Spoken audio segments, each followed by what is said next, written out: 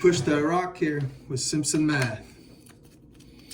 Let's talk about synthetic division. Long division with polynomials is tricky. If I try to divide x plus 2 into this quadratic polynomial, it's a little tricky, and you may have learned it in algebra class, and it's fine, and it's not that bad, but synthetic division is a nice shortcut where you divide by the root of the factor you're trying to divide by. So if it's a linear factor, you can do synthetic division, and we look at this linear factor and we think of the root. Well, what number do I put in here and make it 0? Well, that'd be -2. So I put -2 right here, and that's what I'm dividing by. Now, the way the synthetic division algorithm works, you bring the first number down, you multiply the divisor by this number, we get -18, we place it here, then we add, so we add here, and that gives us -35. If they're the same sign, you add. -2 times -35 is a +70. I add, but since I have opposite signs, I actually subtract, and 2 from 70 is 68. Take the sign of the larger, and I get 68. And so we see that this is the quotient here. So the quotient is, now remember, this was 9x squared, so this quotient represents a linear term, so 9x minus 35.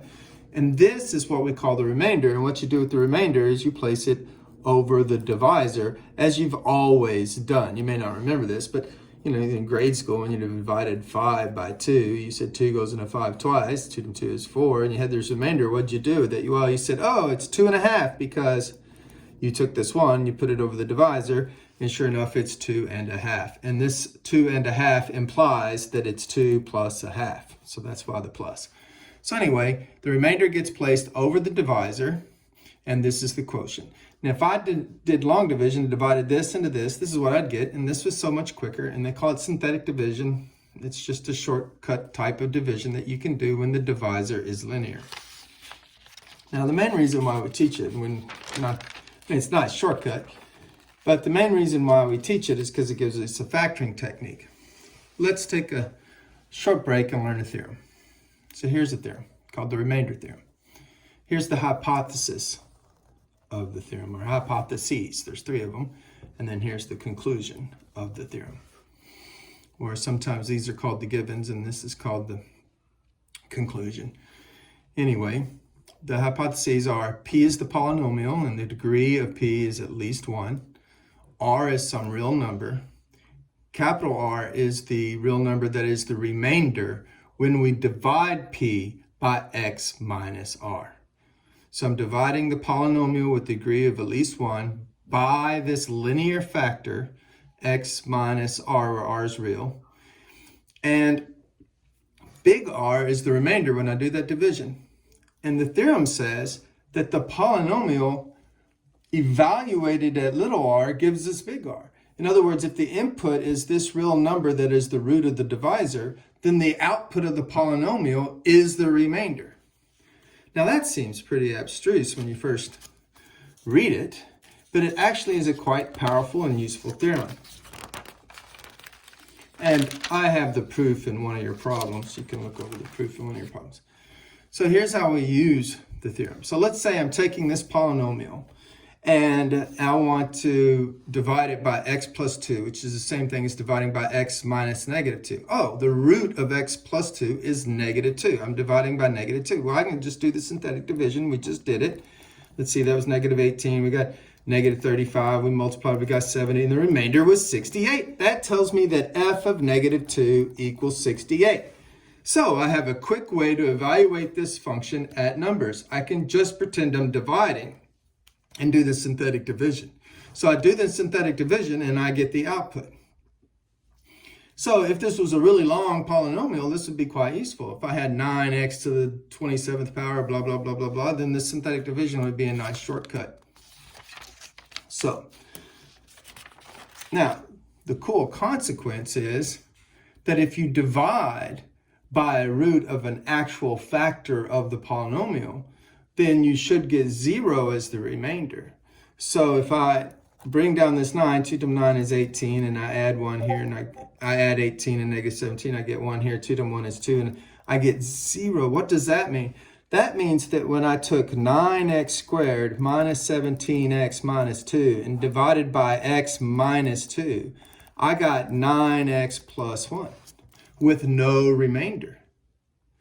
So now if I multiply both sides of this equation by x minus 2, I have 9x squared minus 17x minus 2 is equal to 9x plus 1 times x minus 2. And this polynomial is factored. And not only that, but we know that if we're looking at this polynomial and we put in 2 into this polynomial, we get out 0. So 2 is a root of the polynomial because we got 0 as the remainder. And we have it factored. This is the one of the factors, and this is the root of the other factor. Now, notice something. If I had divided by a negative 1/9, which is another one of the roots, bring down the 9, negative 1/9 times 9, of course, is a negative 1. Add, I get negative 18. Negative 1/9 times a negative 18 is a negative times a negative is a positive, and 1/9 of 18 is 2, and I get a remainder of 0. Then I could divide into this factor here and divide again. Now, obviously, 2 looks like it's going to work because double 9, I get 18. So I bring down the 9, 2 times 9 is 18, and I get 0. So these are the roots, remember? And since I got 0 twice in a row, these are both roots. So that means this original polynomial factors to x minus a negative 1/9 and x minus 2, which is, we'd write that as x plus 1/9 times x minus 2. But wait a minute, this isn't the original polynomial. This is not going to equal 9x squared minus 17x minus 2. What's happening? Oh, this is a constant factor. So in the synthetic division algorithm, you get these constant factors. So this constant factor, it's not a linear factor. It's not a root. It's just a scalar of dilation that makes this polynomial here 9 times bigger and therefore equal to the one we started with. You might rewrite this. This doesn't distribute to both of them, but it can distribute to one of them, right? If you multiply 3 numbers in a row, you just go this times this, then take the product and multiply by that. You don't distribute the 9 to both of them. So I can distribute the 9 just into this one and get 9x plus 1, because 9 times a 9th is 1, and then it looks like a more traditional factor. So the thing about synthetic division that confuses students a lot is this constant factor that pops out. So you just have to be aware of it. Math made simple. It's Simpson Math.